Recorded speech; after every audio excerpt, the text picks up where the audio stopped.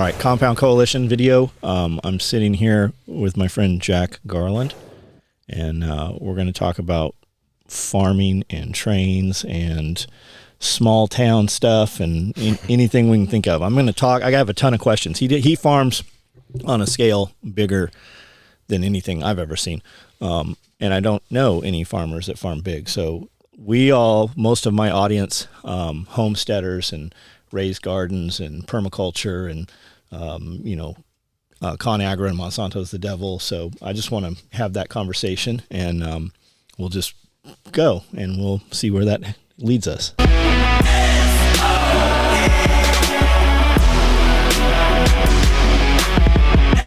All right, so you were one of the first people that I met when I moved here. I knew all the TAC response guys, and that's why I moved here. But as soon as I met some of your crew and James Hicks, and that's how that led to meeting you. And then when we bought this property, it was overgrown in an absolute jungle, and you showed up with a machine bigger than anything I'd ever stood next to. I think you had a Komatsu 320 or something out here. Yeah, 220. Yeah. 220. So it was enormous, and you were pulling trees out of here. They called them like water trees or shit trees, just soft wood stuff. And when you were pulling those trees out and taking that and pushing them against the ground and snapping them in half, the shock wave, you could feel it standing on the front porch of the building. It was the coolest shit I had ever seen. And then that giant dump truck you guys had, and then you left that skid steer here, and that was the first time I'd ever. And your brother's like, "Just drive it," and I had never touched any piece of equipment but a walk behind lawnmower. I didn't even have a riding mower, and that just kind of planted that seed, man. And that's my drug. I've been hooked ever since. Just equipment, and I drive down the freeway and I'll even go. I'm like, go back. I want to fly the drone over those tractors and stuff. So it's super cool. You've saved my ass several times. Really expensive mistakes. Like my guy dropped a skid steer in the pond, and then got an excavator stuck in the pond next to it, so there was no maneuvering. And you showed up. It took you longer to unload that excavator than it took you to pull our equipment out of that hole in the earth. So thank you for that. And I remember you told me once, you're not from here. You're not considered from here until your grandkids are from here. That's right. And that has stuck with me. And you definitely see it, right? People, when people have stuff for sale here, they don't use those evil cell phones or that internet, right? There's a car on the side of the road. There's no price tag on it because it depends who's asking. That's right. And pretty cool. And you farm 1,000 acres. You've got it together? Everything together, between what we run cows on and row crop, we keep up with about 1,000 acres. About 600 is row crop. We alternate corn and beans mostly. I've raised cotton as well, and then we run about 150, 60 head of mama cows in a couple different herds, depending on if we're turning some over, if we got some heifers coming in. So, when you were growing up, did you think you were going to be a farmer? I wanted to be. It was a long story. My family originally moved from East Tennessee down here, and it's probably been 50-something years ago now, and we're still not from here. But when they moved down here, my mother, she went to college, pharmacy school, and wound up back in East Tennessee, and when I say East Tennessee, I mean Johnson City, far north and east as you can go, just about Shady Valley, matter of fact. But anyway, we would come back down here, and I remember her carrying me out here, and we'd leave late at night because she's scared to death of traffic, and we'd get her early in the morning before everybody was up, and she would carry me over there, and I might have been 3-year-old, and let me sit in the combine, and it just from there, it's just. I've always said if you're getting into farming to make money, you're doing it for the wrong reason. You better love it because it's tough, but it's also it's joyful and provides. It's kind of like gambling almost, it seems like. Oh yeah, there's no need to take a trip to Tunica because you got the Mother Nature variable in there you can never control. What would it take to make it profitable? Like if you could snap your fingers and change a couple things, what would it be? If I could control the rainfall, That's it. you could. That's always what you're dependent on. That's the biggest. Of course, temperature does a lot to it, but everything else we've adapted over the years. Farming's come a long way, but buying a seed corn now is almost like buying a car, as far as the options you can get on it, what it'll do, and kind of getting into that GMO stuff now. But those things are in what we do as farmers. I think they're very important. How come you guys don't irrigate? You have no irrigation on the farm? I don't. I can't say I wouldn't like to have it. It's very expensive, and they always say the swampy hills of Benton County. The land that I farm has wet tendencies, wet natured. I really feel like I would do better with some tile work. I've got a couple farms that are tiled, but initially I'd like to finish tiling and put some more money in the drain tile underneath the ground. What does that mean? How do you do that? You just grid it off in small tiles, and they'll run into big tiles, and it just allows the surface water and drainage to drain better instead of just the soil holding so much water. So is it like culverts, or how do you? Pretty much just like the corrugated black pipe. I mean, just a. Oh no shit! Okay. Yeah. Wow. Of course, it's coming in like 2,000-foot rolls that are huge, but. And we have that around here. People have that. Oh yeah. They got tile plows, and that's another stuff. That's other stuff. It's getting amazing. It's all automated and GPS controlled, and it's pretty neat now. But do you put that in with your own equipment or a company?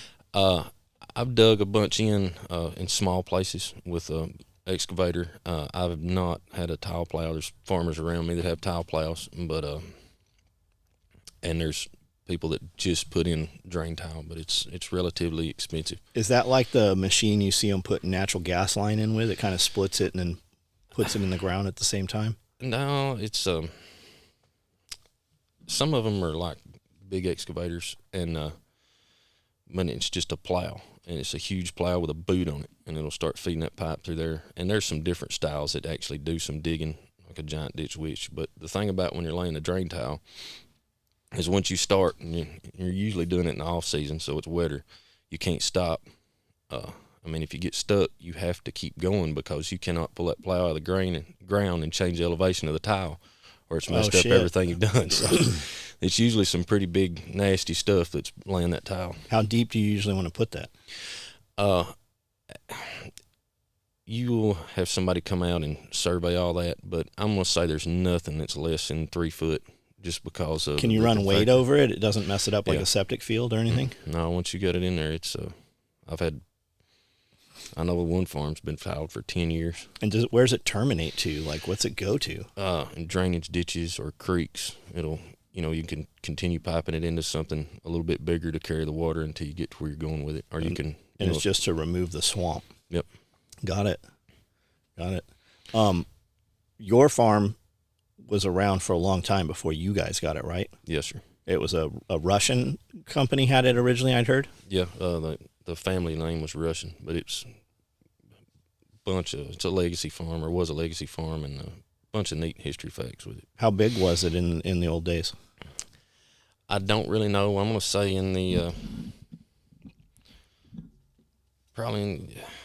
it was 700 or 800 acres at one time. Just itself right there that joined, and part of it is not with it anymore, and some of it is, and some of it we've added to. But it was in its heyday. It was impressive.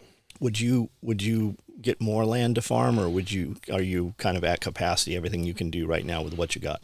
Oh no, I always want to buy more land. I just can't. Sometimes they say you only got one chance to ever buy a piece of property. You never get another shot at it, and I try to have took that with to truth and to heart. And it's stressful sometimes, but I've had a good family and a lot of back and a lot of help, a lot of support, and that makes a difference. But definitely the goal is I don't want to own it all. I just want to own what joins me. So. Yeah. Is it a pain in the ass having property on both sides of the road? Or would you rather have it all touching? It's not that big a deal. Most everything I got now is pretty much touching. That's convenient for, I'm not traveling over 2 miles and farming right at 600 acres. that's really a luxury and something nice. Some of these bigger farmers around me that might farm 2,000 or 3,000 acres, and they're traveling 30 and 40 miles at a time. That's one thing that allows me to do so much is it's all right there because you lose so much time. Right. We had two brothers come in here at the last Self-Reliance Festival, and I always ask everybody what you do because I'm looking to do business or put them together with somebody, and he's like, we harvest. I go, what do you mean? And he's like, we have combines and we harvest. And I go, how far do you travel? He's like, 1,000 miles. He goes, we put these things, and they got the grain bins and the big ones. Yeah. And I'm like, man, that's so cool. Show me some videos. Show me some pictures. And he's like, yeah, we travel all across the United States just harvesting. And I just thought that was pretty cool. You harvest all your own stuff. That's right. Except for cotton. If I do cotton, I usually get somebody to do it, but it's local people. But I always was fascinated by the custom harvesters and, you know, how they start in Texas and with cotton or wheat or whatever and just work their way up north. And before I was tamed or settled down, I always thought that would be a neat job. Tamed. Yeah. What is tamed? I guess where I'm at home, know where I'm at, know where I'm going, know what I'm doing before, you know. Got it. Might have been a little rambling. All right. Rambling man. All right. So I was there when they harvest. Is it true you did cotton last year? Year before. Is it Yeah. true that that was the first cotton in Benton County in over like 40 years? It'd been a long time. And they just went back to, I wanted to do, I work in West Tennessee a lot, and I drive and I see, and, you know, a lot of times I could tell just by what was going on that you drive a road a lot, you learn a lot, watch a lot. And I could tell they were doing good financially in times that I felt like I was struggling. And it was all about, it was a challenge to see if you could do it. Had some great help there. Had some farmers around that helped me a lot. Had a guy that scouted it, Eric Bell. He come out and helped me. He was a big help because I didn't know anything about it. But it was to make my farm, I wanted to be more diverse. And, you know, if I can, sometimes the corn market's off, sometimes the bean market's off, and usually if you ain't got all your eggs in one basket, the more you can split it up, the more diverse you can be, something's going to hit and do good. And it was, the soil was compatible, it could be grown, it just hadn't been grown, and I got on board with some folks and had a lot of help, and it was successful and did good at it, and plan on planting some more of it. I'm probably not going to this year because the cotton market's down some, so I can just keep going with the corn and the beans. So those guys that came out and harvested, they had some big money. Like all their equipment was like, it looked like they had just waxed that shit. Oh, they took care of their stuff. Yeah, we've got some drone footage. I don't know that video has been put together ever, but I've got probably an hour of drone footage out there. And I got to hang out with your mom, which is always fun. And then some dude came up who she didn't seem to know, but he seemed to know everything about cotton. And she was kind of I think she was trying to shoo him away. Right. And then when I left your place, right across the highway, they were harvesting, I think, corn, right? They had a machine out there cutting, and there was an old man out there in a truck, and I was talking to him, and he was super cool.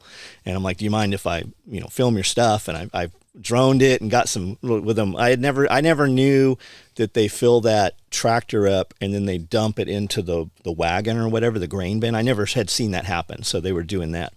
And then this woman came running over and she's like, get rid of that footage. Don't use any of this video. And I'm like, you're super not friendly. So, as always, I ignore her and drove away. But the dude, it was his son and his son's wife out there. But the old man, he was super friendly. Yeah. How come? So when we drive up to Paducah every now and then, and the farming changes a lot when you cross the border. It seems I see tobacco. And I see pivots, I see stuff, and drones. I see them using big drones up there. There's been tobacco grown here, and there used to have to be allotments for tobacco, but that's kind of changed, and now it's,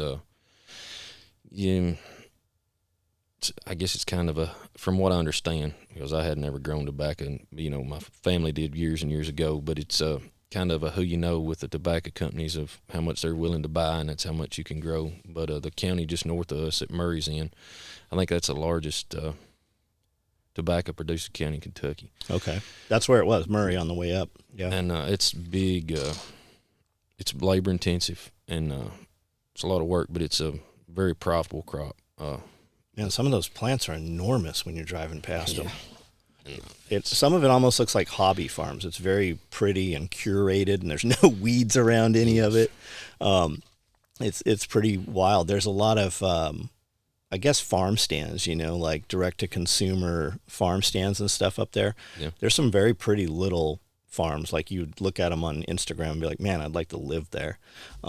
How come when you start seeing cotton, like when you get into Jackson on the way to Memphis and you start moving that direction, you see cotton, but you don't ever see cotton go in the opposite direction? It's not as cotton is a strange, to me it was a strange crop, and I'm still learning a lot about it, but it is very hard to get it out of the ground, and then once you get it out of the ground, it's pretty damn resilient, but as long as you take care of it. But the ground coming this way is not suitable for it, or as suitable for it. It's actually pretty tough, but I'm trying to place my words right here when I want to. It handles the heat better, and it handles sometimes the varieties. Again, like I said about the corn, you can get a variety that handles wet nature ground better. But just the type of soils that we have in West Tennessee and south of here, and even in Texas, are just more suitable for the. Do you know where your cotton went to? I know part of where it went to. I ginned it at Michael Mooresville with Mr. Alan Espy, and then it went to Milan, and from there, I don't know. The old man that was there talking to your mom said that there's a cotton mill or cotton gin or something out past Jackson someplace. Have you? And I didn't really track where he was saying. He said it was still running. Are you aware of Bemis? I've heard of the name, but I'm not. So Bemis was a cotton town, and they kind of did like Ford built this town and built housing around it and the whole deal. And the whole town of Bemis eventually, I believe it became Jackson, Tennessee.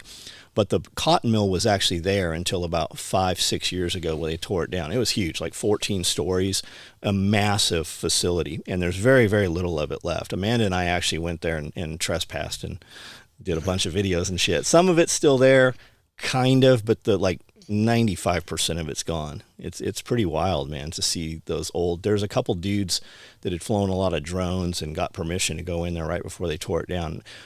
We were in a couple of, I don't really know what they were. There's these long concrete corridors, but there's still all these tool bins in there, and they've got all the spindles and shit in there, all some of the original shits. There's bats in there, a bunch of bats, and some elevator shafts that look like they're full of oil, and it's you could get fucked up in there for sure. Right. But I love going through the old history of it. We go to these in White House, Tennessee. There's an enormous antique and architectural restoration place. He goes to all these places in New York, old hotels, and pulls out the actual bars and all the original fittings and stuff. And his facility was a tobacco auction house. A lot of these places are. There seems to be a lot of that old stuff in Tennessee, and it's just kind of been repurposed. Whenever I walk in, I'm like, man, what was this place? And it's just it's so ornate, and the ceiling stuff and the old mercantiles and shit. And now we just everything's fucking fake. You go to Home Depot and there's no tin and there's no metal, and it kind of looks the same, but it's all bullshit. Yes. Everything. Cheap. Yeah. So I remember you saying, as soon as they legalize weed, I'm going to grow weed. Is that the most profitable crop? I don't know. The hemp come out, and it was big for a while, but I felt like the market was really soft. A lot of people lost their fucking ass over that. I stayed away from it because I think we got a friend that put a bunch of energy into hemp, not as big as you guys, but I mean they did a lot. Yeah. And that whole market's just dead right now, or gone. I don't. If they ever do legalize it, it'd definitely be something I'd try. But I'm sure it would be from the hemp. It's pretty much the same plant, just with the THC. It's going to be labor intensive and a lot of work. And with my operation, that don't work out very well because it's pretty much just me and my brother and my mother, and the kids are coming along, so get some slave labor out of them. How old are the kids right now? Jackson is 7. Abigail just turned 10 the 20th of May. And Ella Grace is 12. So that's growing up. I see pictures of him in the tractor. I remember when he was born, man. Yeah. So you think they'll follow kind of in the farming footsteps? I hope so. I mean, it's a dream of mine that they do, that they want it and enjoy it. I don't want them not to enjoy it or it to be a burden, because I see that a lot too in other folks, and I don't want them to hate it. But I hope it's there and they can continue on. And you guys run 1,000 acres, and you do that pretty much you and your brother. Yeah, we might get a little help from time to time, but that's. How come you never asked me to come out and help harvest? Uh, Because you're like, I know you'll crash my tractor. I gave you one once, and you crashed my tractor. I forgot about that. I didn't crash it. Cody crashed it. He high-centered it. No, it's just me and my brother work well together, and I've got friends that help too a lot. I know James gets out. Yeah, Hicks comes and out. helps me, and just it's a bunch of good people, and like. A lot of times I don't know how I get so much help. I wind up with so much. I've got a cousin that helps me quite a bit too, Nathan, and another cousin, Jesse, and we all work together pretty close. But Mama was talking to me the other day, and I was telling her, I said, boy, I love working with my brother. I said, I can work with him all day long, and we don't ever even have to talk to each other. We know what we're doing, and Right. I guess that's part of it. You just, it's so much easier and I enjoy it. And the vet come out the other day, and we were working some cows, and it was the first time we met. Was trying out a new guy, and he said, "Wow, who does a row cropping?" I said, "We do." And he goes, "Wow, that's a lot." He goes, "And y'all get along?" He goes, "I'm impressed."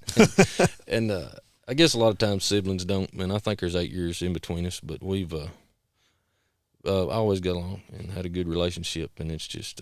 It's a blessing. I have never been next to your brother and him not be smiling. Always. I've never seen him not smiling. I actually want to have him sit down and talk about his business and the tire shop and, just employee frustration. I don't know that he has any, but I'm sure that he does.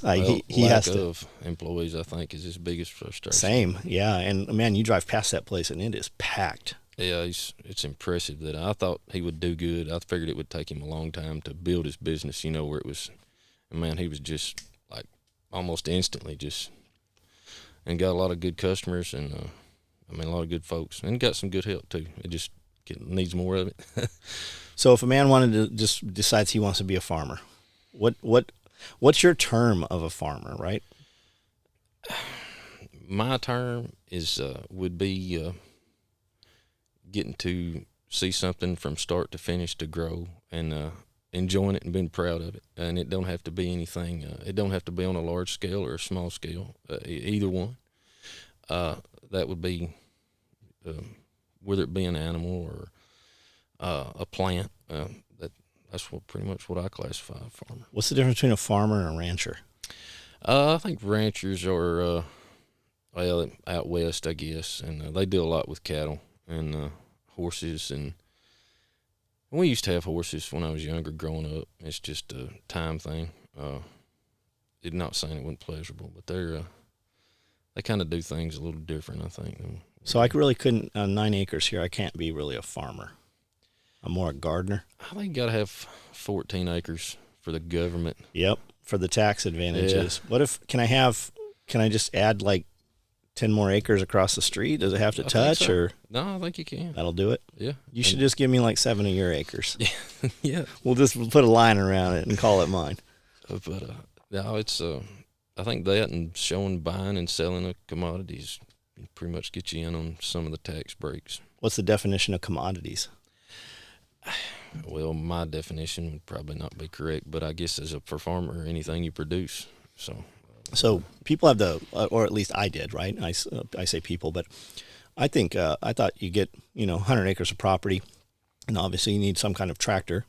But going into that, you don't realize that you need more than a tractor, right? You got to have something to put that in. You've got to have something to pull it. If you're going to move the equipment, you've got to have a semi truck, which you have. And then I watched you build some grain bins, right? Where are you going to put that shit, right? Are you going to harvest it right now and some company's going to come grab it? Or are you going to sit on it so that you can wait for the market to move? It's got to come out of the field before it rots. It's got to come out of the field before it molds. I mean, there's just so much involved with that. You had those little grain bins. And you're like, hey, I'm gonna scrap these. Do you want them? I've never even used them, but I own 3 grain bins. Right? I was so stoked the day that I got those grain bins out there, and then your grain, like you got a huge grain bin out there. That's one thing about farming. You got to be a little bit of everything, a jack of all trades, and the grain bins help me a lot market my crop and be able to sell it when I want to. I don't know if you ever have as much capacity as you want, but I'm sorry. Let me get this damn thing. Do you need to take that? No, I need to turn the ringer off if I can figure out how to do that. There we go. But to be able to hold that grain, I mean, it's made me a lot of money at times, and then sometimes you can mess up and hold it too long, and go on the other side of the market. And Like the market moves or the grain goes bad? well, the grain can potentially go bad, and then the market is, it's constantly moving. I look at commodity market multiple times a day, and try to watch it, and it's nobody realizes if you're going to farm that you need to be able to do anything. You better be, if you don't know how to work on your own stuff and you got to hire somebody, you're not going to be business long. That was going to say next, yeah. And and then you got to be able to operate whatever you need to operate, and which that's pretty much usually everything, and better be proficient at it too. And you got to be able to drive anything, semis, and just everything you can think of. And then on the other side of it, management, managing the money, from just the parts and how much you need to stock to keep your basic operation going, and how much you don't have to. Because I mean, if I've got $50,000 worth of parts sitting in there that I don't need, and that's and then you step again and you're trying to market a commodity and sell it at the best time for you, and you've got to factor in the trucking, and it's just, there's a lot to it. It's not an easy thing. That goes back to you better do it because you love it. Would you rather switch over and just do all cows? Is that easier growing meat? No, I actually think, to my personal opinion, is cattle is great for a write-off, but the way we do it in Tennessee or around here locally, there's not really a lot of money in commercial cattle. Now, if you get into the purebred stuff and background in the cattle and things like that, there's potential for some money. And if you get into selling the beef to individual, there's better potential in the money there. But if you got a cow-calf operation, and you're selling 350 to 450 pounds when you wean them and pull them off the mama twice a year, with the fertilizer cost, the land cost, the equipment cost, the feed, whether you put up your own hay or whatever, I don't think you're going to make it pencil out at all. To me, it's not there. We've always had cows, and I've got some land that is not really suitable for row crop, and I guess I enjoy having them. And I've already got part of the equipment, or had part of the equipment, so it's not as bad to get into. But so that's selling baby cows? Yeah. 500 pound. How old is that cow typically? It depends on how fast they grow, of course. But, it's going to be, when I get rid of it, close to probably 9 months, 6 to 9 months, depending on how fast they grow and what they are. When I buy a cow for the freezer, how old is that cow usually? Probably going to be at least a year and a half, maybe closer to 2. There's a kid in Paris that had freezer cows for sale, and we bought half a cow from him. And then the problem, and not a problem, but nobody would butcher them. Like the butchers were just backed out. We had to go to some town. I can't remember the name of it. It was a ways away, and that's where we picked our cow up. When we walked in, it was just like it's a steel building. And there's like 4 people in there chain smoking, and they're just dropping ashes in your meat. Yeah, I don't know about that, but it was different.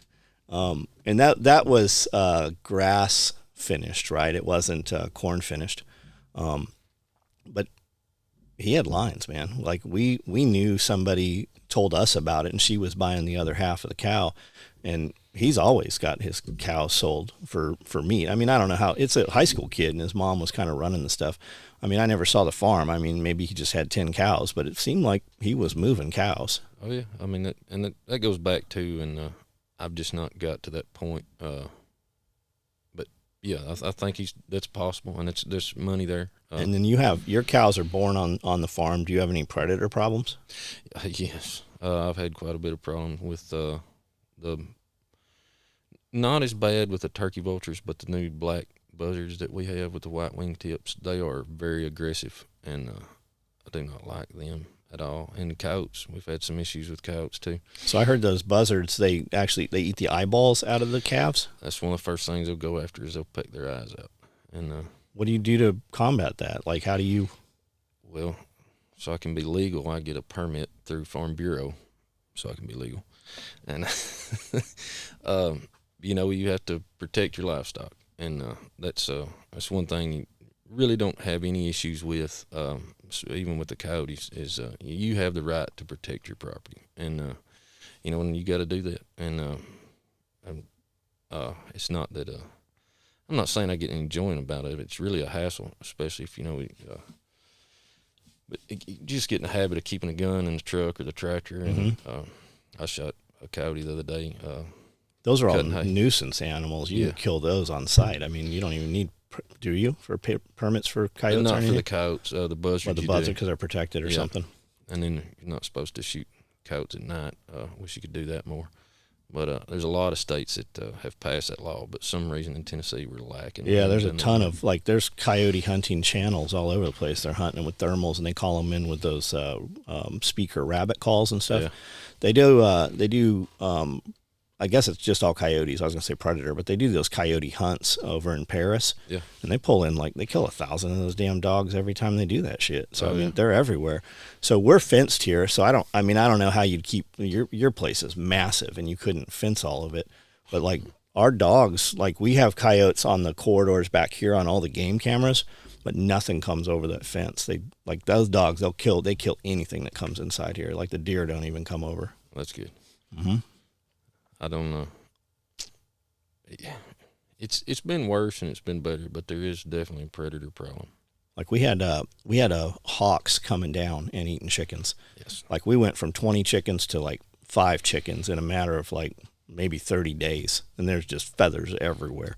But once we fenced and put the dogs in, these guineas out here, if you ever look at guinea, and they're the most annoying animal, right? People hate guineas. But the guineas, when they're eating, there's always one that's got his head up, and he's always looking. And they know when those birds, they have a different chatter, and when they chatter, my dogs come running. Our dog actually got hold of a hawk up at the top here. A hawk had killed a couple days earlier. We had this big, huge rooster. They called him Slick Willie, and he'd run because Bill Clinton, he always had different bitches with him. And he got a hold of Slick Willie and tore Slick Willie up pretty good. I actually went out there and chased the hawk off, and we got Slick Willie back over the fence.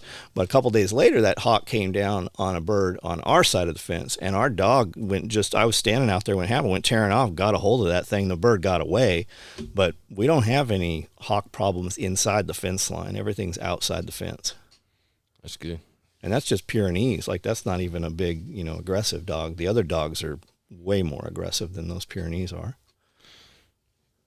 But fencing's ridiculous. I probably have more money in fencing on this property than I even paid for the property. Yeah, it's astronomical. Even when you get back to just running the small barbed wire fences or the woven wire, we put up, it's astronomical. Not to mention the chain link fence, the high fence in this. There's some property on the way, up to Clarksville when you get out there by Cowtown. Looks like they're keeping T-Rexes in there. Those fences got to be 16 feet. What the fuck are they keeping in those fences? I think a lot of that is high fence for the deer preserves, and there's a deer preserve over there. Well, they're personally owned, but I know of a few, and they'll actually come in and put the deer down with a tranquilizer, and special deer or something. Yeah, do blood work for the deer and see what kind of minerals and stuff it needs. And is that a TVA thing or something? Or? No, it's just personal. They're growing these bucks just, massive. For hunting or something? And they sell the charge buck? Oh, okay. They charge you like $6,000 to come in and shoot this deer with this collar on. On the other side of the interstate, right out wherever that strip club was, right there, that road back there, we went to an auction out there, and it was a man and a woman. They'd already packed all their shit in the RV, and there was an auction on this game reserve out there, and they had like Sitka deer and pheasants and all kinds of stuff. They had all these little R2D2s out there that would shoot, trap, and skeet and stuff. Real neat place. It was maybe 200 acres. Some pro golfer from Memphis ended up buying it, but they were auctioning all the shit off. But in their, I guess, kind of like their team room area, they're still building their garage area. It was beautiful inside, a massive kitchen, and there had to be 200 animals from around the world that they'd shot and taxidermied in there. Just a real neat place. You have no idea what's close to you. Like, you just never know until you start driving them back roads. Like, Hohenwald here has an elephant preserve. There's a ton of elephants there. I didn't know that. Yeah, it's big. You're not allowed to go there. They have like a little store where they sell T-shirts and bullshit in the town square. Like, they need money all the time. Like, I would think that you would open that motherfucker and sell admission. I'd go to it, if we could go see the elephants. But yeah, it's how it is. So, what I know of, like, I know Miracle Grow, right? And Miracle Grow is the devil, and it's owned by Monsanto, and that's what we hear all the time. I've always heard to grow like soybeans, you have to do corn one year, soybean the next year, corn one year, soybean the next year, and that you round up. It's all Roundup ready, is what I think. And you bring the rig out and you spray it, all kills everything, but then you can plant in it, and the chemical doesn't affect the seed. Is that because of a coating on the seeds, or how is that? Well, so a soybean's a legume, and corn is actually a grass, and different chemicals will kill different things. And when Roundup started, it would kill everything, and including the corn and the beans. We used it to burn down with. Don't kill shit here. I can spray it right on all these weeds, and it's like they fertilize them. Well, the problem is you're supposed to spray a quart, and people figured out through trial and error, being tight-ass farmers, that you could get by with spraying a pint, and it would kill it. Well, when they cut the rate back and everybody started doing that, and then these plants, Mother Nature modified itself to where the Roundup didn't hurt it in the same ways that we had took and grown the bean or the corn or the cotton. Hell, everything's Roundup ready now, but to where the Roundup didn't affect it. So when that happened, which is where you're at now, Roundup's pretty much ineffective on any broadleafs. It's still pretty decent on grass, but there's some better chemicals out there for grass.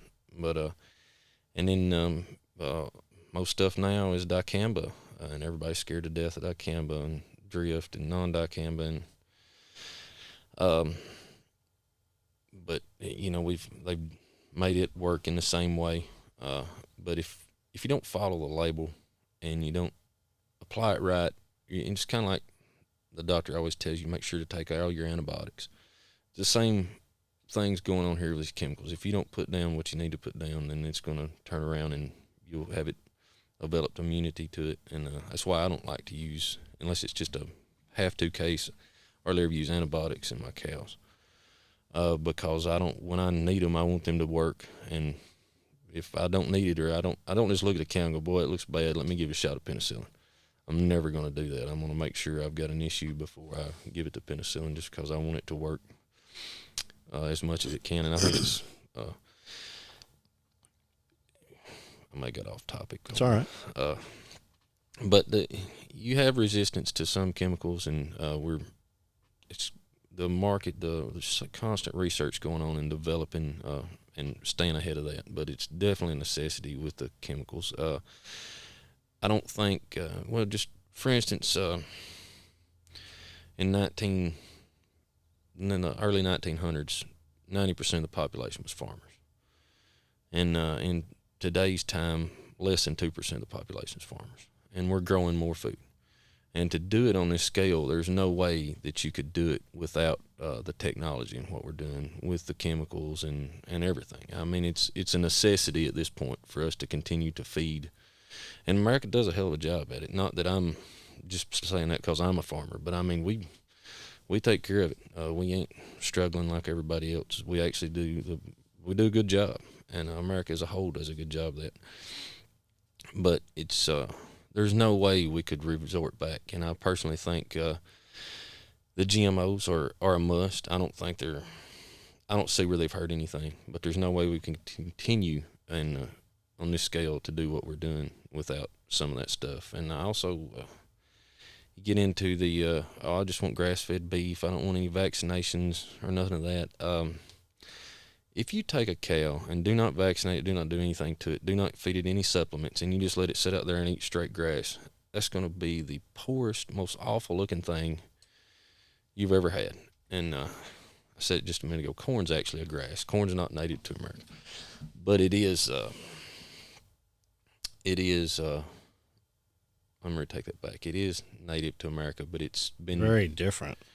It's, well, there again, corn's like buying a car. You can get it to where it's, you know how many rings or how many kernels are going to be on each ring of that stuff, right? Well, now Mother Nature determines that, but you know what bugs it will be resistant to, what kind of fungus it'll be resistant to, whether it takes water good, how many days it takes it to produce. I mean, it's just so unique, and to get it to do what you want to do in the right area, you got to research all that while you're a farmer too, like you got any other extra time. I think it's a necessity. I think we just need to use it right, and I don't think Monsanto by no means is a devil or any of these chemical companies. As long as we do it right. I mean, I think it takes like 30 gallon of Roundup. You'd have to drink it to kill you. I mean, if you drink 30 gallon of anything, I think it's going to kill you. I'm not saying it's safe, that you need to be taking a bath in it. I'm just saying it's the chemical companies in the industry actually go a long way, further than you might see if you're just sitting here watching the news, but to keep things safe, and the way you apply it, the way you handle it. And a lot of that falls on the farmer, and it's, our responsibility to actually apply it and get it to the final stages. And I think as long as we're doing all those things and you do it properly, it's a good thing, and it's actually a necessity. What would happen if you didn't round up your field for a season? If I didn't spray any chemicals, I mean, I would have nothing. I mean, I could try to cultivate it, and used to, we cultivated a lot. What does that mean?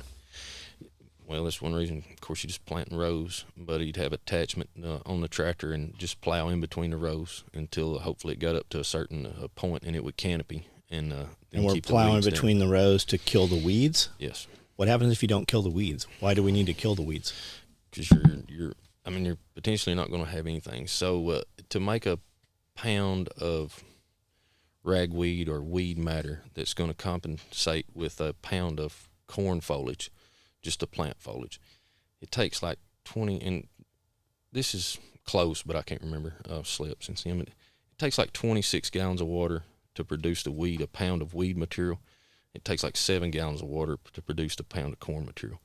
So when you get in there, it's just competition. And if the corn's not going to beat out the weeds, I mean, it's when you see a spot that's been missprayed or something happened and then it didn't get sprayed, and you're over there beside of it, I mean, and now you got yield monitors in the combine. You can go down through the field, and I can really tell it when I hit a wet spot. But if there was a reason, you just have weeds, and then there's basically no corn there because it can't. And that's because the weed's eating all the water? It and drinks the fertilizer. Oh, okay. I didn't know that. It pulls. I mean, it's going. How come you guys hate pigweed? Because it is very resistant, and it's hard to keep from spreading. I think the number one spreader of the pigweed is a turtle dove, just a dove. But it's tiny seeds. It's got a million little seeds on it, and it's a type of amaranth. Yeah, but it's also toxic. Yes, but like animals can't eat it, I think.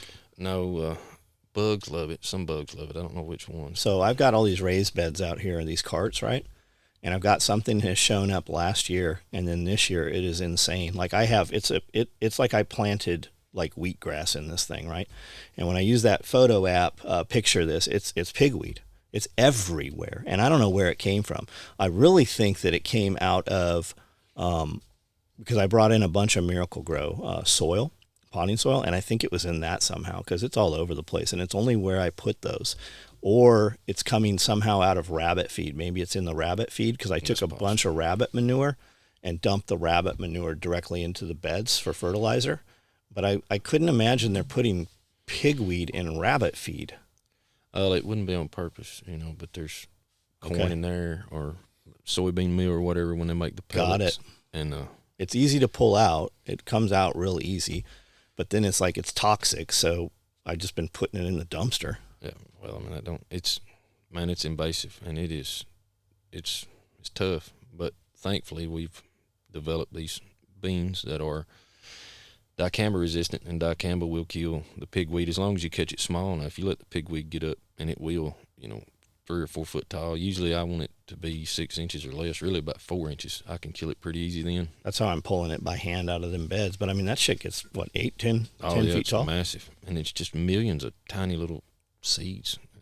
Like I say, I would figure when the bird would ingest it, that it would ingest it and then digest the seed, it would lose its... Birds are pretty wild, though. Like, if you dig a hole here in Tennessee with some water in it, frogs show up one day and turtles are there the next day. And within a couple weeks, you got fish in that stuff. And it's because the birds, especially being close to the river, they swallow fish whole, and then they regurgitate them, or they swallow pregnant fish, and then when they poop them, they're pooping the eggs out. So the eggs actually, or the fish fry inside that like fish. So you just end up like it populates super fast. I think it's like, if you want grass to grow really well, bring in some expensive ass gravel because it will grow grass. And these chickens, and what it is, I think, is these guineas run around all through here certain times of the year, and they shit all over. And every place that path they run, man, it's like a beautiful mat of grass. I go through, I torch it, and that just makes other shit grow. I round it up, and some stuff, then other shit grows. It's a constant battle to keep the gravel, so that if I didn't do anything with the gravel for a year, there'd be grass all through. It'd just be a lawn, like the best lawn on the property. Right. It's the way it works, I guess. And you guys do what's planted on your field along the 641 right now? It looks like wheat or something. Yeah, I plant wheat and ryegrass. I've actually got it cut right now.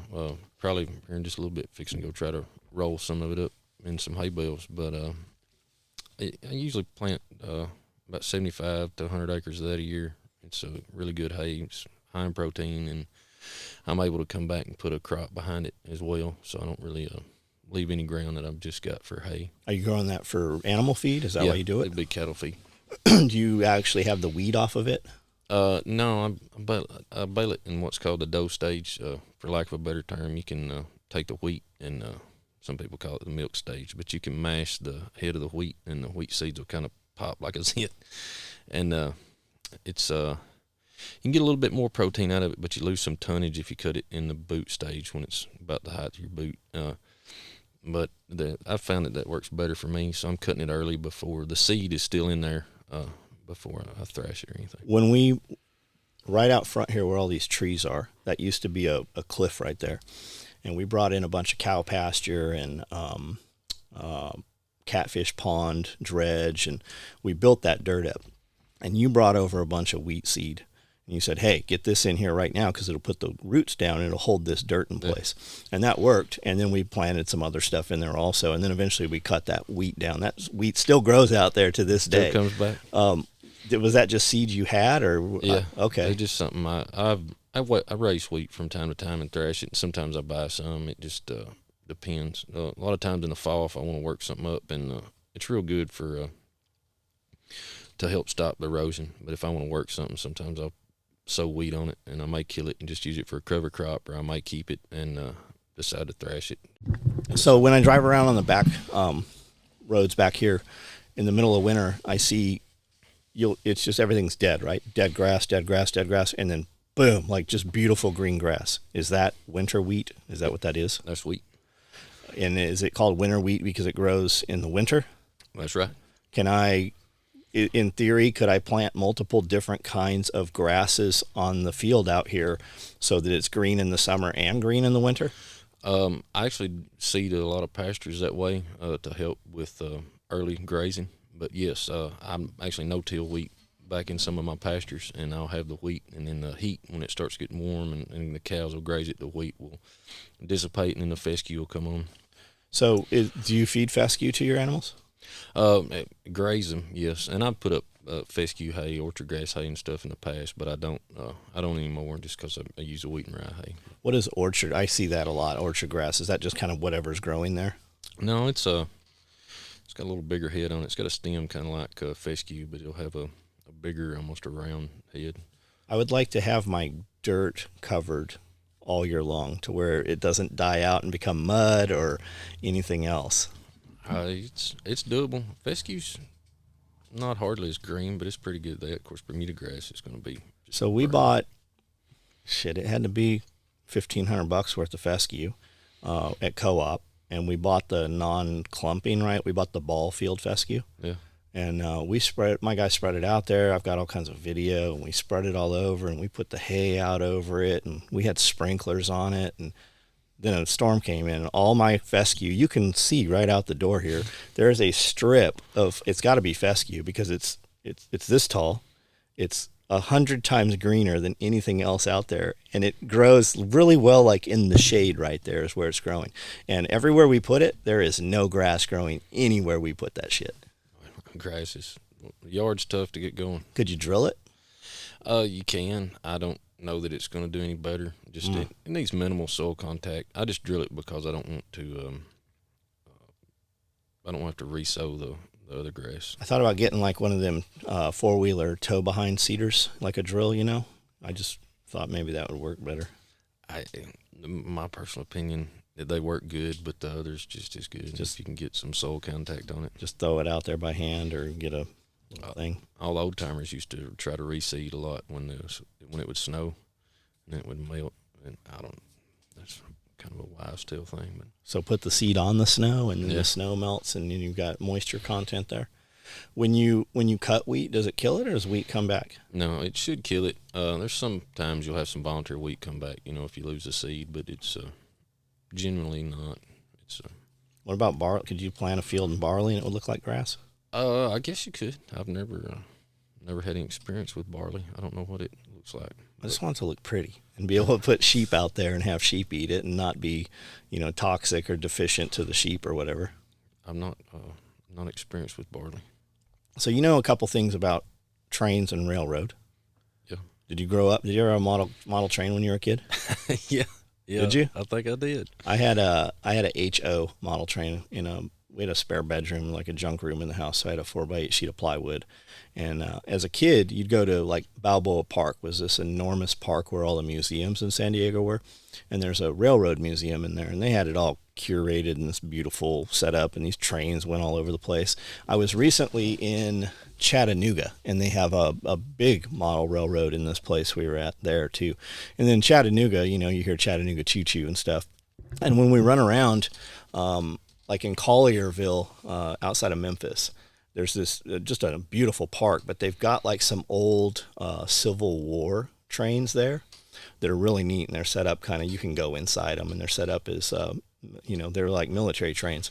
And I think it's just the kid in me, I always want to climb around on those steam engines and stuff. And then there's a steam engine sitting at the Parthenon also, and it says don't get on there. So of course, you got to get in there and look at that stuff. Right. Could you take those things and turn those on? Could you fire those old engines? I really don't know. I think it'd be neat if you could, but I guess the boilers and the steam part of it, which I'm completely ignorant to any kind of steam engine, other than I know that you get power from the steam and it boils the water. But I guess it's possible. Could a man walk up just to any railroad with an engine sitting there and start it, or does like a train have a key, or how do you start that? Well, in recent years, they have finally started putting some locks on the doors, which is odd. But no, as far as the locomotives, they have what's called a reverser, which is just got 3 positions in forward, neutral, and reverse, and most of them are black, and they're round with one little notch in it. And if you look across, tell somebody how to do this, but if you look around in that engine, there's probably going to be one laying there somewhere. And that's the key thing for it? They call them a reverser. So are those engines, those are diesel electric engines? Is that what those are? Yes. What does that mean? Giant diesel motor. You got smaller 4-axle engines. Most of them, the bigger engines are 6,600 horsepower. It turns a big generator, and the traction motors or electric motors are underneath it. So it's just diesel over electric. Then how come you see trains running and they've got multiple engines on them? Just for more power. And it all has to do with elevation and how many cars, how much tonnage the train's good for. But as a general rule, where we're at right here, the elevation and everything, usually you need about a horsepower per ton that you're pulling. So, if you got a 10,000 ton train, you're going to need 10,000 horsepower. Just, it's kind of easy to figure it that way. But, and if you get up in mountainous regions or different regions, it's going to be the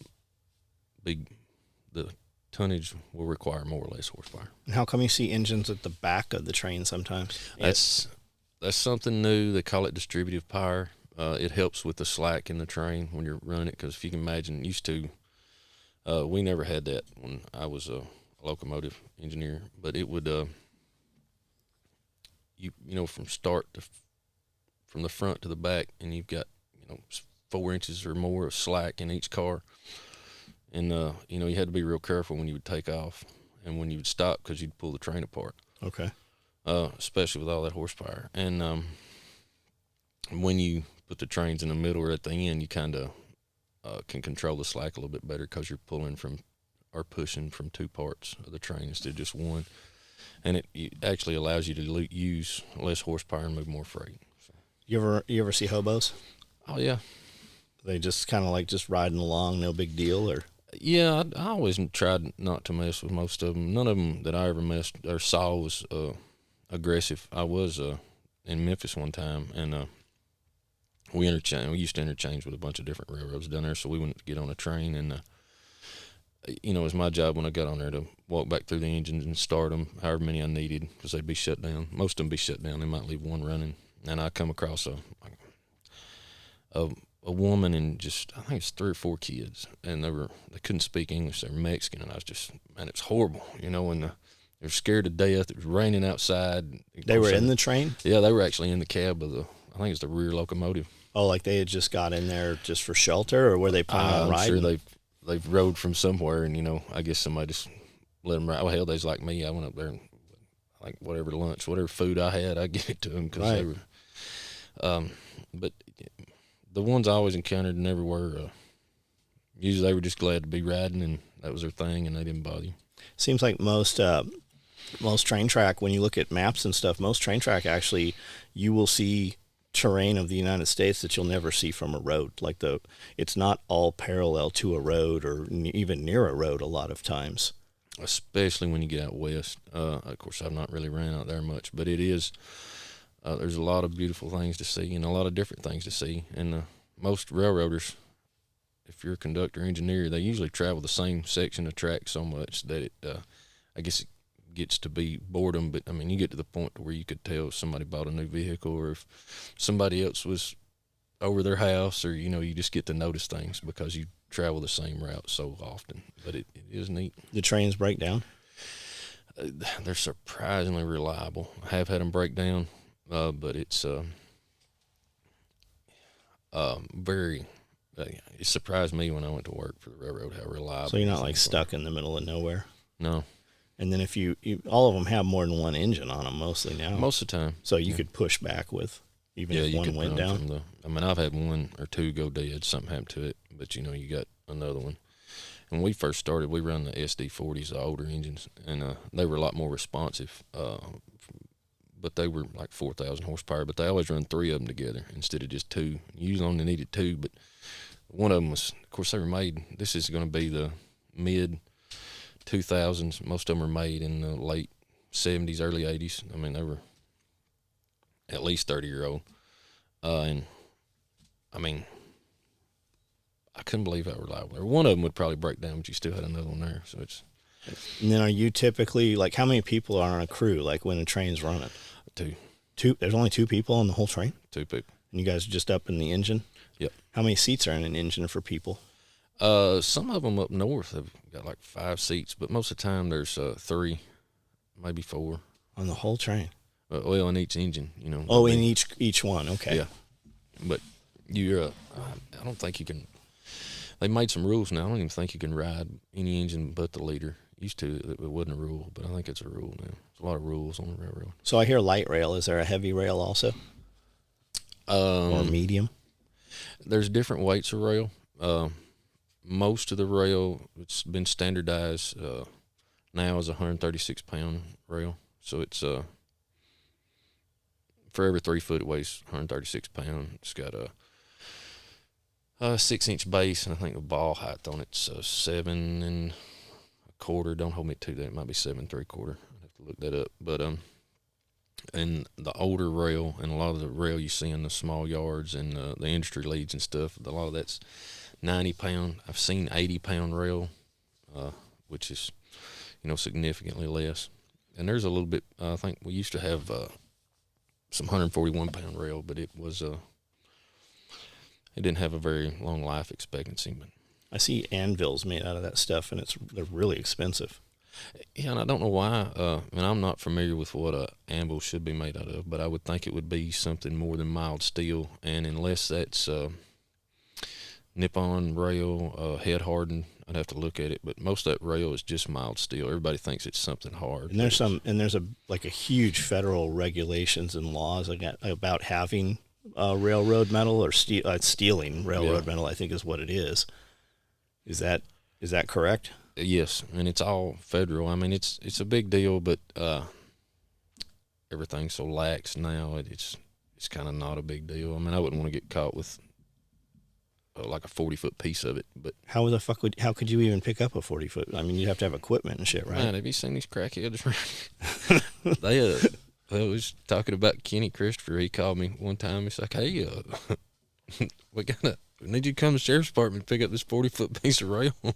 They had it on a damn 16-foot trailer, and I mean, it was like destroying the trailer, dragging the road front and back. Yeah, pretty much. Holy shit, that's wild, man.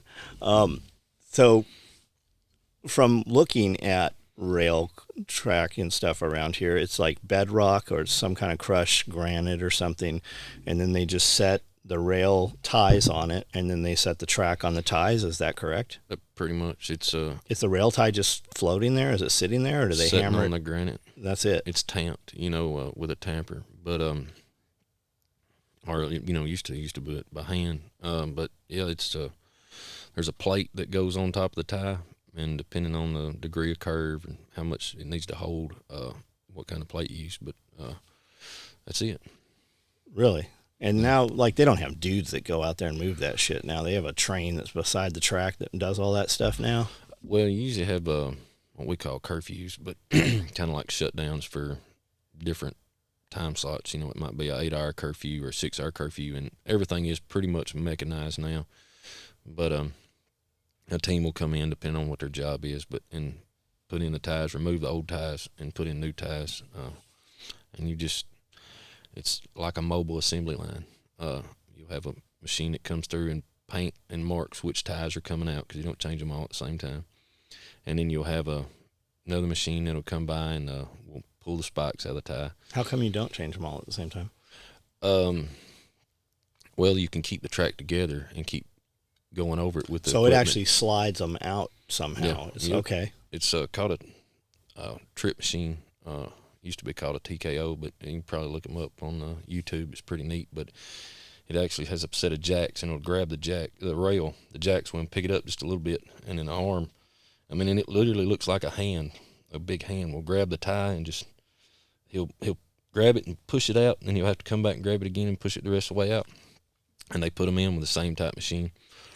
And then again, it's just a little piece of equipment, and it's pretty much all automated. It's pretty neat to just sit there and watch it go by. Where do the used rail ties go? What do they do with them? They're, oddly enough, they're sold to contractors, to salvage contractors, before they ever come out of the track. They've got a contract, and which is kind of aggravating because everybody wants them. And those things used to not be very expensive, and now they're like, God, I think like $24 or something for a used cross tie. It's just. Are the ones you see at like Tractor Supply and Home Depot and stuff, are those used? Yes. Got it, yeah. I don't know many places you can even get new ties and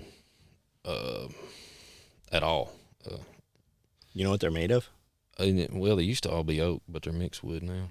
And then they creosote them, or what's on there? Yeah, it's called creosote. It's nothing like what used to be on there. You can really tell when you get into an old tie. Like, used to, we, for whatever reasons, we might have to cut a tie or something, and you cut one, and the old ties, you might have the heart of the tie, the log. It might have that much. It's not got creosote in it, and the rest of it would be creosote, and they lasted forever. But of course, when you get that creosote on you, it'll just chemical blister you to death. I don't know for sure what all in it, but it's right. It's bad stuff. But anyway, you cut the new ties, and the creosote probably ain't sunk in. It ain't soaked in. It's like pressure treated wood now. It don't do shit. No. You better not put pressure treated directly in the ground. It just rots. Yeah. Yeah, that's pretty wild. Like the phone poles. I think the phone poles are still like old style creosote. They're definitely putting something different than what's on those rail ties. Yeah. What's the difference between a rail tie and a bridge tie? Bridge ties most of the time are pine, and they're usually a little thicker, but they're pine, so they'll flex. They seem heavier. Yeah. Well, they're, like I say, they're usually unique to each bridge, and they're usually longer for the walkway to go on. But they'll always be pine because the bridge is a solid structure, and there'll be a little bit of flex in the pine tie. And actually, they'll usually last longer because they absorb the creosote more because the wood's not as hard. So those are diesel engines. Where's the diesel go? As far as when they... Like, is there a gas tank in it? Yeah, in between the wheels on the locomotive. They usually hold, different engines, and don't hold me to this, but I think they hold about, about 5,000 gallon. It's been so long since I've been on one. But they usually fuel them with a tanker truck, and they run a pretty good while. And then, so they don't run out of gas. They get that. Some of those smaller engines that they use locally, and it used to, when you got to 1,000 gallons, I do remember this, 1,000 gallons, you'd report it to the dispatcher, and they'd usually send somebody to fuel it. Or I have left places and had like 300 gallon in it, and that was pretty worrisome. And I've actually had them stopped and fuel us along the way. But do they have brakes on them? Oh yeah, it got air and dynamic brakes. So if you're going up a hill, ran out of gas, you could apply the brakes and it wouldn't just roll back. You ever run into anything? Run into another set of engines. I was on a train with 5 engines, and I don't remember how many cars now, but we run what was called dark territory, so we didn't have any signals or anything on it. Does that still exist? Yes. And we come around a curve, and a switch was lined in on a house track, and the locals' power was sitting in there, and I think we hit it head on at like 43 mile an hour. What did it do? We were really lucky. It was a stub track, and instead of them, the engines usually kick out or kick up, but when it run out of that stub track, it all just started burying in the ground. And so, I mean, just blessed at it, because if it started to accordion or something, there's no telling what would have happened. But we came around that curve and actually went through a number 10 turnout, which is good for like 10 mile an hour. And we made it through it at 43 mile an hour. And you think there's time to jump, and even going no faster than that, which is still pretty fast, but it wasn't no time to jump. You mean like jump off the train? Hell yeah. Man, I would think that the rest of that train's gonna fucking catch up with you. That was kind of what I was thinking about too. So me and I was a conductor at the time. Me and the engineer wrote it out, and we made it. They cut the engines up for scrap iron. I mean, it literally destroyed them. But do you have seat belts in those things? No. There's no seat belt. Mm-mm. So it's like riding a bus. Oh yeah. So the seats are I had heard, and I don't know if this applies to all of them, but I had heard that when a train derails, there's not a machine that comes and puts it back on the tracks. They actually do cut them all up for scrap, I'd heard, because it was so expensive to have the line down.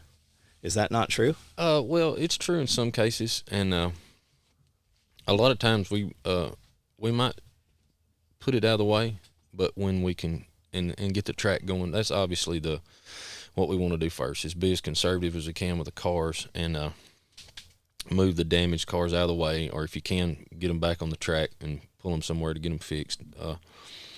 But we actually use their side booms.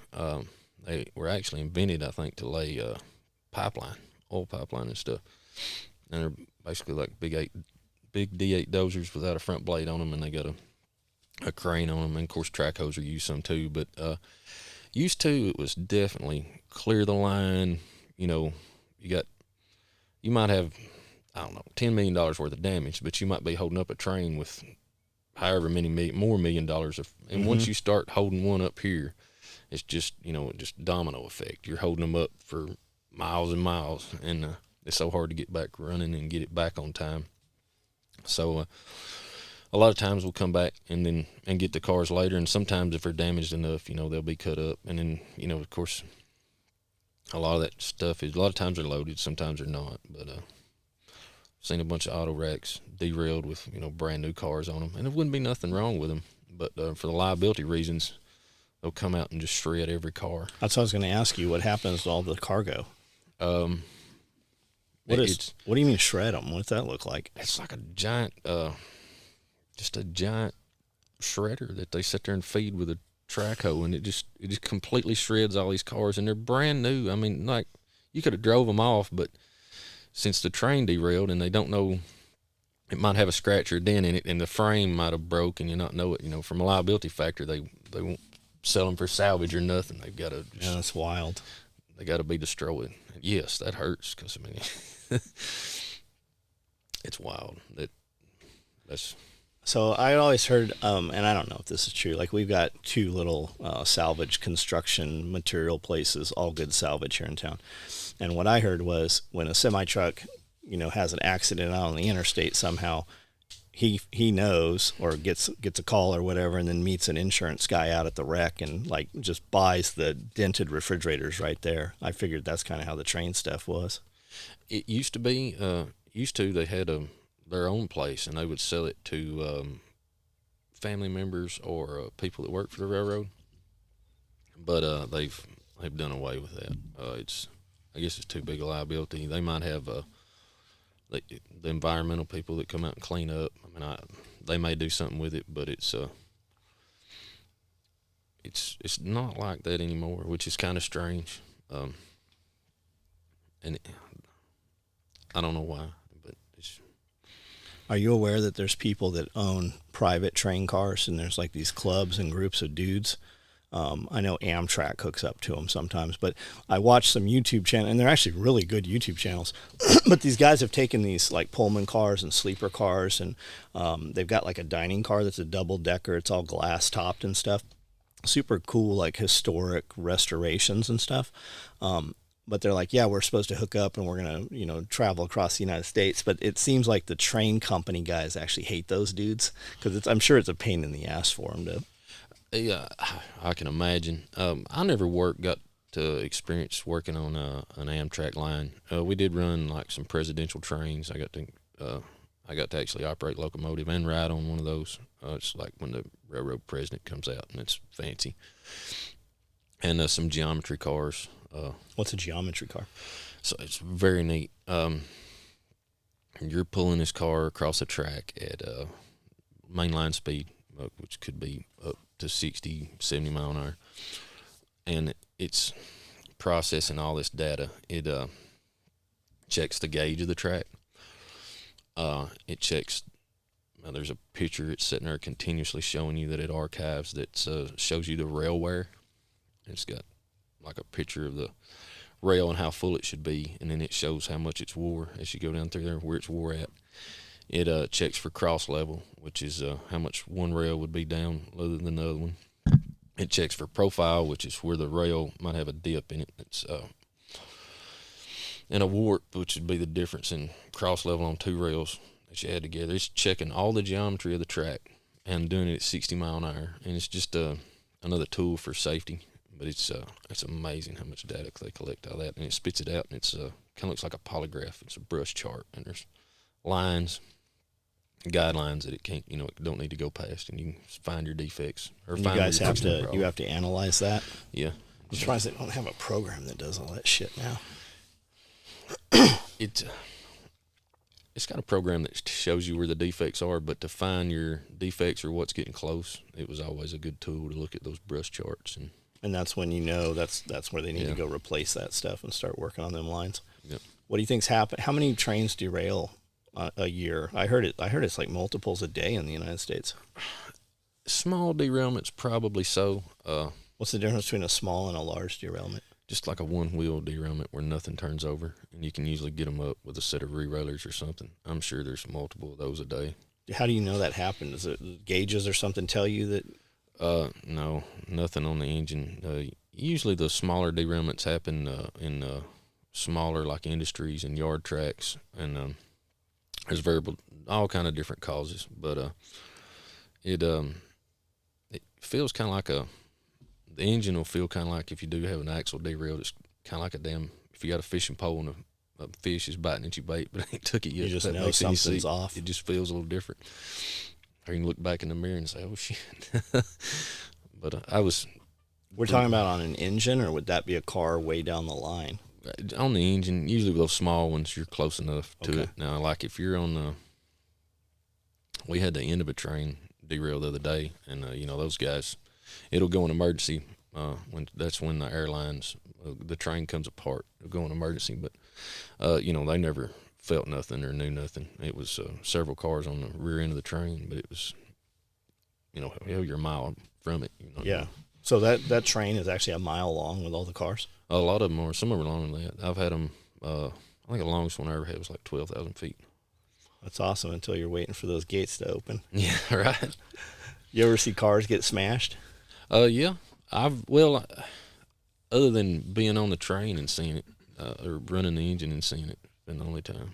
I was in San Diego. There's a pretty nice area. It's called Carlsbad, right? It's on the beach and shit. And there was this area where they had 4 bars, which were nightclubs. And the Amtrak would come through there. And it'd come through there at like 60, 65 miles an hour, right on that coast highway run. But every now and then, somebody would try to beat that train. Some drunk person trying to jump that track. And that fucking train would suck them back in there. And they'd pick body parts up a mile up the road, So we called it the Ronnie Muncher because there was this whore that would be around those clubs all the time. Her name was Ronnie. And she was with some drunk Marine, and he had jumped across the track. And he's like, "Come here." And she jumped, and this train sucked her back in. Well, they picked Ronnie and him up, several miles. So then the Amtrak had to slow down. So it had to come through there at like 25 miles an hour anytime there was people. Or I guess the whole entire time at that point. When they came through that populated area, they had to slow that train down to 25 miles an hour. She got a train named after her. Yeah, well, we called her that. Yeah, the Ronnie Muncher. My friend Mike named it that, but that's to this day. Here it is, still in my head. Yeah, they say a lot of people suicide with trains. I see, Yeah. With social media now, you get to see it quite a bit. I saw a cop car stalled out on the tracks for some reason, and sure as shit, here's coming up, and it smashed the shit out of that car. That is, and anybody. Don't try to beat the train because it ain't it's going to take most of those trains just on average, and the train is different too. But, if I was to shoot the brakes because I knew I was going to hit a car, number one, there's so many people that get close. The engineer's probably never going to even touch the brakes till after he hits you, and he's not going to stop for another mile. If you're lucky, he's going fast and he'll just knock you out of the way. But if he's going like 25 or 35, it just rolls everything up. It's horrible. But don't play chicken with a train, and have enough courage and class about you not to try to put it on somebody else's chest to kill you. If you want to punch your lights out, do it yourself. Don't let nobody else do it. That's horrible too. And it never bothered me. I'd run over your ass. But there's some guys out there. It tore them up. Yeah. And, so what do you think about the Ohio thing? The big mess that happened. What's it been? 6 months almost now, probably. That's horrible. And I think that the media got a hold of it and made it into like a real big deal. And to me nowadays, the media, like if it's going to rain, cold red weather alert, it's going to storm. It just all this shit is blown so far out of proportion. And don't get me wrong, that was a bad derailment. That was horrible. It was odd, but there's been, in the last 20 years, there's been a hell of a lot worse derailments than that. I'm talking about involving chlorine cars and stuff like that, and nothing has been said to it to this height. But as far as the hot journal, which that's where a bearing went down, there's obviously bearings on the train axles on the cars, and a bearing went down and caused a derailment. I've seen maybe I've worked for railroad for 23 years. I've been a conductor, engineer, a trackman, track supervisor, and built bridges, and I've done all kind of stuff. But been a great for the family, and been beneficial to me. But I've done a little bit of everything on the railroad. But I've only probably seen 5 of those bearings fail. And there's things called hot box detectors that are they're on each side of a drawbridge within so many miles. I can't quote you on the mileage there, but approximately every 30 miles, there's one of those hot box checkers. And you'll go over that hot box, and sometimes they determine if there's a derailment or not. They can do that. It'll tell you if any of the equipment's dragging. It'll tell me how many axles is in your train, and the conductor's in charge with keeping up with that, knowing how many axles is in his train, and in that hot box telling him the correct amount. And it's also will tell you the temperature, and if you've got a hot bearing on it, and they used to call them hot boxes because used to the bearings were bearing boxes, and they'd pour them full of grease, and they would catch on fire all the time, and when they were going out. But now there's roller bearings, Timken roller bearings, and they're really reliable too. But in my whole time, maybe seen 5 of those, and I've never seen one. The hot checkers always caught it. Like, you would see it's bad, and you could feel the heat coming off of it, but you would stop, and it would take some time. You'd cut the car out and pull it somewhere to a sidetrack or something out of the way, and then put the train back together. I've never seen one cause a derailment. Not saying they hadn't, but it's just odd that the hot checker didn't catch it before it failed, because I've never seen that, and that's pretty neat. Yeah, apparently it's on some security camera footage 30 minutes prior or something. They had it on some cameras. Somebody's fucking Ring camera or something had it. And there was some sparks and shit coming out of it, or it was actually on fire or something. Yeah, that's pretty wild. We were talking before we got on, all the talk right now having to do with train is that there's a bunch of sodium chloride. Is that what it is that's missing? Ammonium nitrate. Ammonium nitrate is missing. And you had said, man, shit falls out of the trains all the time. I could probably take you to any train and show you, here's fertilizer, here's iron oxide, here's this, and like your Plastic immediate pellets. your immediate thought was that that's just a train car, and it probably fell out of there.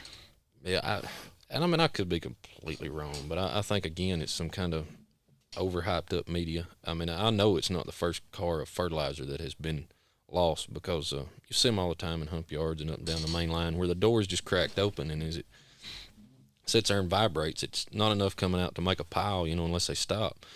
But it's just spreading it over hundreds of miles of railroad. And, well, where did it go? Well, fertilizing 200 miles. Yeah, and you can go out there and look, and there's, like, again, everything that's molded into any kind of plastic. That's hauled. Them little plastic pellets are hauled on the railroad. Would that stuff have a door? Wouldn't that be in like one of those tank cars that has like the humps or something? There would be in a hopper car, and it's got bottom doors. It's just ammonium nitrate stuff. Well, nowadays most people use urea because it's safer, but it's the N. You got N, P, and K, nitrogen, phosphate, and potash. And the nitrogen is the first number, but it's just the little white round balls. I'm sure they're making a big deal out of it, and I'll just about guarantee you every bit of it's sitting on a train track somewhere. Yeah. What about anhydrous? I only know anhydrous. That's what's in those big spray rigs when they spray. I only know it because all the crazy stories you hear about the meth makers. Yeah. It actually, they incorporate it into the ground and close the ground behind it and don't let it out. How does that work? Those spray rigs? It's like a knife. No, it's like a knife rig you pull, and they call it knifing the anhydrous in. But I know it's very dangerous. It will take your breath. Not allow your lungs to work. They say the best thing you do, and I think it's got something to do with the pressure. Now, I've never put down anhydrous. I've been around it a little bit, heard old people talk about it. A lot of people still use it now because it's a little bit more economic. But it's labor intensive. I would like to use it. I don't have the time. So it's not it's those big bug looking with the skinny tires. That's not those spray rigs. That's not anhydrous. Okay, no. I didn't know that. Mm-mm. No, it'll be usually in a big white tank, and they'll be pulling it behind a tractor, and it'll have looks like an enormous propane tank or something. Yep, that's exactly what it looks like. And then the crackheads try to steal that somehow. They're able to put it. I heard of them putting it in like Coleman coolers, and then the cooler cracks, and it like freezes their hand immediately, and their hand falls off. I don't know. That would be nice. Yeah, they use it somehow to make meth. I mean, I don't know. I don't want to have anything to do Crazy. with it. Okay, so the big tall spray, the big tall thing with the arms that go out and spray. Mhm. What is that spraying? It can be spraying anything. Some people spray liquid nitrogen, fertilize with them. I use mine just for herbicides. You And, own one of those? Yeah. It's a necessity, especially if you're going to raise cotton. It's something you spray like once a week. I think it's intense, but So you got to drive over all that cotton once a week. for about 2 months you do. Yeah. Wow. I heard like GPS tractors, you can like I heard of dudes just like, okay, this is going to run 10 minutes in this line, and they just like fall asleep until it gets up there, and then it hits an alarm when it's turning around or something. The ones I've got auto steer on most of my stuff. It's not the newest stuff. It's probably 15. Some of it's a little newer, but it's probably 2015 technology, and it's impressive. I mean, it does not turn at the end, the complete turn. You know, it'll when I get to the end of the field, it'll hold a straight line, and when I get to the end of the field, get so close to where I turned the last time, it'll beep at me pretty loud and let you know, and then you can start turning. And once you come in contact with the next line, it just kind of like lines every line up. And once you come in contact with the next line, you can just hit the button, and then it'll take on and finish steering itself and run back the other end. But theoretically, if you don't touch the wheel and you do fall asleep, it's going to run. It's going to keep going until it You might stops. end up in a river. Yeah, or trees, and there's all kind of pictures of that stuff on there. But yeah, it don't. What's the most expensive tractor you have? I've got the equipment market has really increased drastically. Some tractors that I bought a few years ago, reasonable, are now. Well, I was talking to a guy the other day. Got a 82 70R John Deere. It's 2010 model. It's pre-emissions. That's one reason I stayed there. And I got an 8320R. It's 2010 model pre-emissions. They're both one's 320, one's 270 horse. Front wheel duals. They're in today's market valued. He told me anywhere between about 160 and 180 trade-in value, and I didn't give that for him. But that's. Do you have mostly all green tractors? My bigger stuff is green. I've got 3 John Deeres, and at the time, I'm a fan of the Kubota tractors too, and I think you and Jeff Scully talked about that. Man, it's just I went in. I tried to buy John Deere. Like I really tried hard when I moved to buy my first lawnmower, and when I walked in there, they were not nice to me. They're like, I should have known what I was asking them, But when I went to Kubota, man, the dudes were like, I have the dude's number right here. I talked to him. He watches the podcast. William is the sales guy over there, and he's done us right. And they've got multiple locations. And they've always like, he put one of my implements on a broke ass trailer he had to bring it to me. So I had it in time. So we didn't have to go rent some other equipment. And he did that on his own. Like they've just really taken care of us with the Kubota stuff. It is good equipment. And I've always been a fan of whatever economically and does me the best job. I've kind of always tried to stay colorblind, and I do like. There's good and bad to all of them, but you are right about. I guess they just get a little too big for their britches over there at the John Deere place sometimes. You hear horror, and I'm sure it's all of them, but the GPS stuff and all the programming, and you got to update it, and you can't have anybody else come work on it. And is that real? For the most part, there's some guys that can do with some stuff with the GPS, but for the most part, it's all the subscriptions and everything. All that's got to go through Deere, and it's like I had a damn hydraulic hose, which I should be able to change on one of those tractors. It's a 10 model, and they have made the ends where you got to have a special tool to take them off. A John Deere tool. Yeah. What's the tool cost? I don't know. I didn't buy one. I was in a bind anyway, and I actually got them to come out, which hurt my soul, but they had to come out and change it, but because I didn't have the tool. But it's stuff like that, and it's they're not wanting to get competitive amongst themselves. They're I don't know, in the equipment world, it's horrible, especially if you go with like Caterpillar. They're territorial. districts. Like you can't say there's a dealership over here 200 miles away, and then but you live in the region with Thompson Cat out here. You can't go up there and buy a piece of Caterpillar equipment. It's Really? impossible. Yes. Wow. So they've cut out bickering between stores, and it's this price if you want it, and that's. Imagine if you had a sales guy there you didn't like. Well, you'd be stuck, man. Yeah, and the John Deere, and they're all trying to get to that where they don't have to compete with each other. And that just, man, that just makes it that much harder. Best on the consumer. dealership should have more business, man. The other one should go out of business. But it ain't. So I have a 75 SVL 75.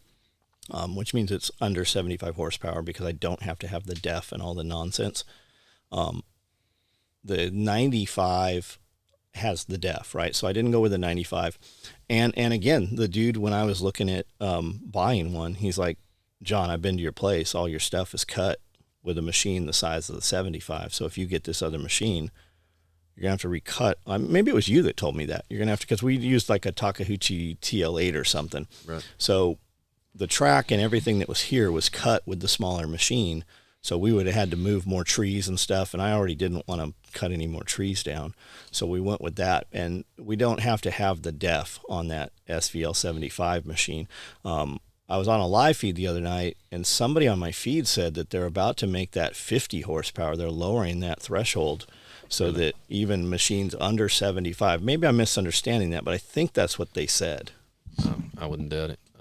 Just for instance, I've got the SVL 95, and last year, and I think it had a 5-year emissions warranty on it. It was out of emissions like 2 months, and a sensor went down on the exhaust side of it. I just know it was on the exhaust side because when I changed it out, it was hot as hell, and I was trying to get back to running, but the sensor cost me $2,100 I mean, a little sensor, and I also wish it didn't have the DEF on it, but that's the one piece of equipment that I have that I think it's a 17, or maybe a 16, but it's got the damn emissions. Kubota's always got this 0% interest stuff, right? So these guys, they lease the machines, I guess. It's a lease.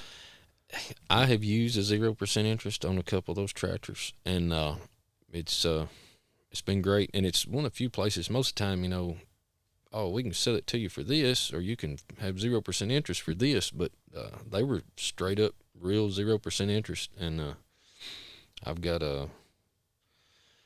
two M126, a 2009 model X, and an M135X, an 09 model, and both of those, me and my brother bought that way, and they've been great tractors, and I like 0% interest. Love using somebody else's money. So my question was, when you trade these machines in, where do all these trade in? Because you never see a used machine sitting around.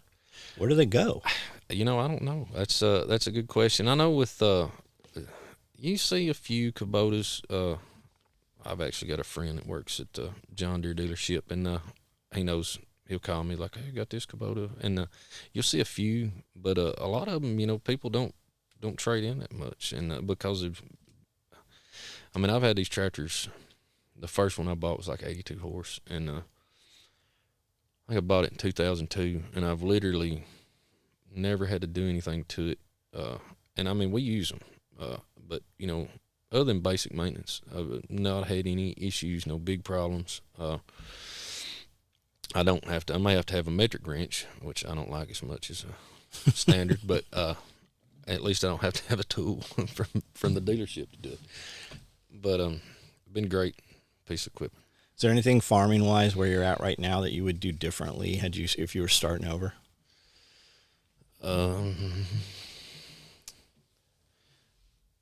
That's a very good question. No, I don't think I've had any. I've learned a lot, and I've made some mistakes. I would like to be. I guess I would like to learn more. Probably should have paid more attention in college instead of for what little time I was there. I stayed in school. Man, I don't think you need to anymore. So much of it's on YouTube. Like I think colleges are going away for for the most part for the normal person.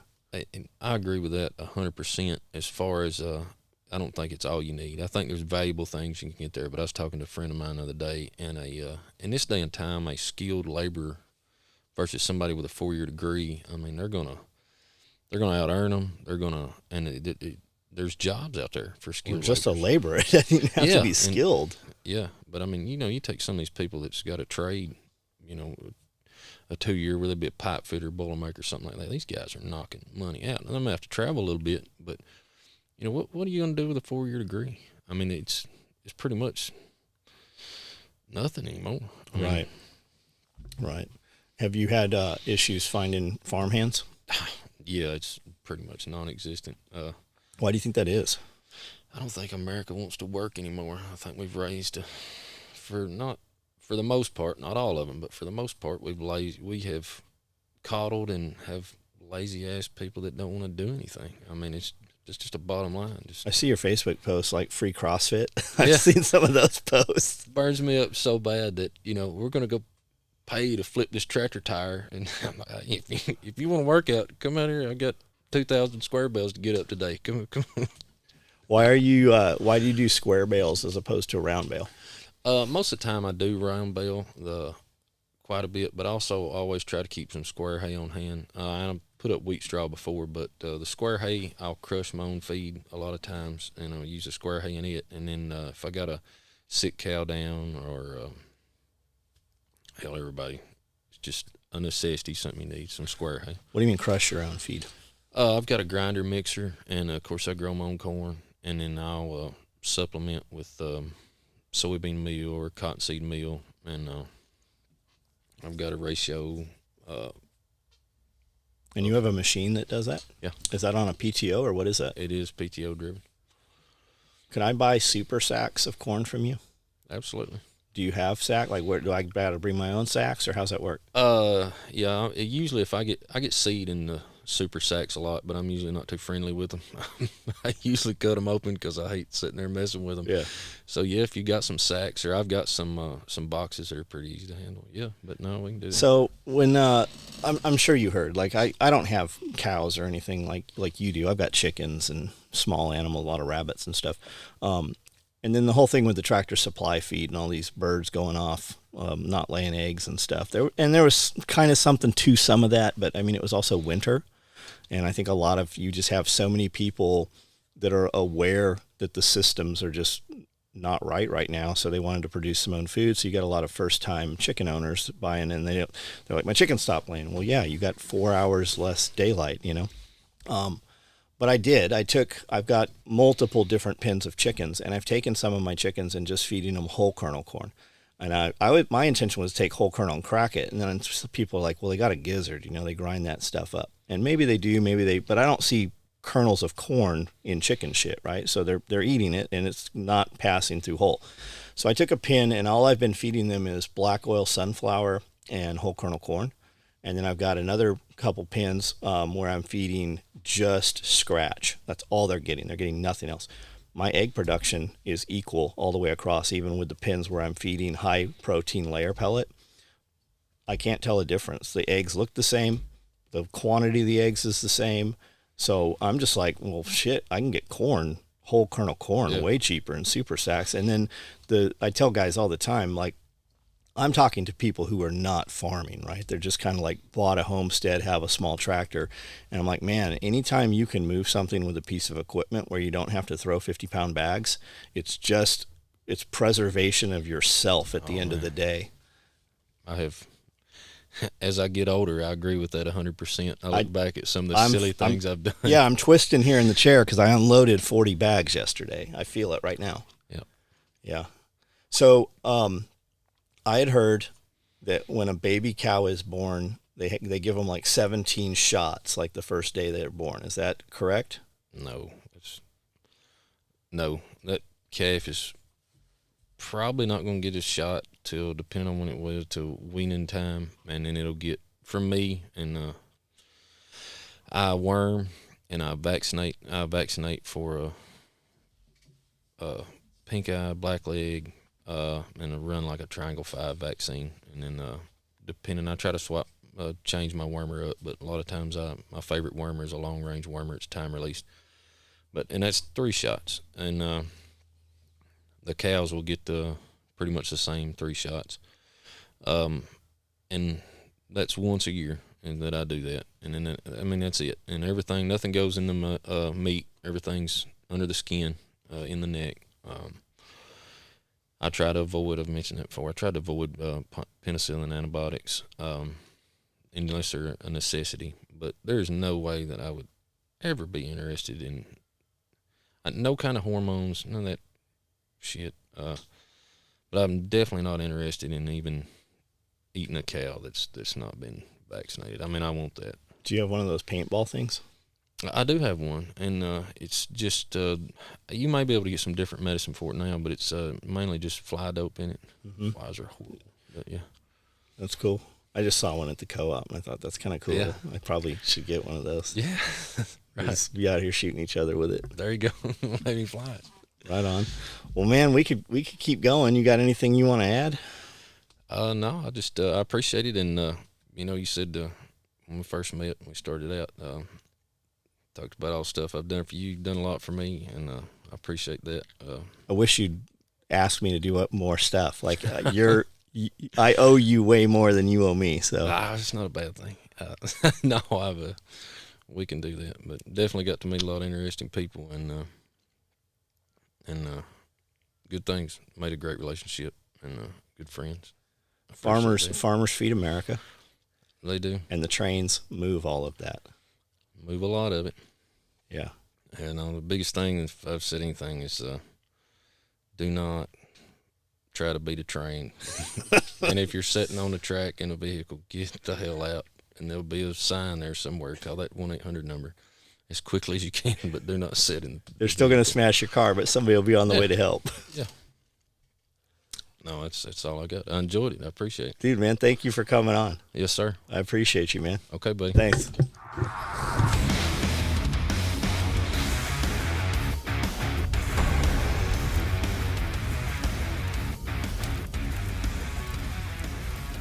Hey guys, what's up? You just watched that Compound Coalition video.